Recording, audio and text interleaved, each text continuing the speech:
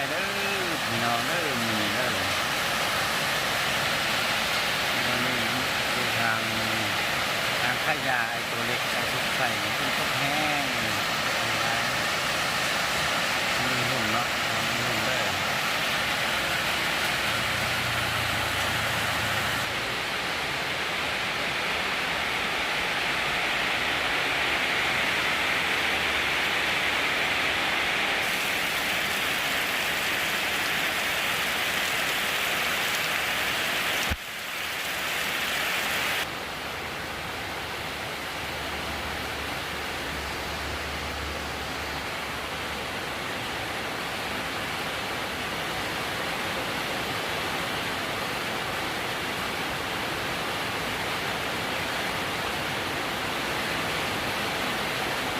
พอดีตัดหญ้าค้างเหือนแล้วมีเสาเนาะมีขึ้นตกใส่อย่างแง่เลย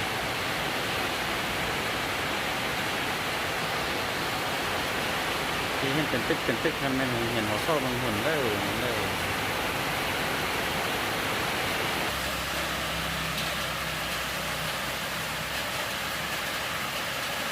มันต้องแห่งปันนึงมีประชาชนที่ว่าเราชาวบ้านเนาะที่เราพักเครื่องกสิกรรมไปวางค่ายในตลาดเมืองหุ่นเนาะ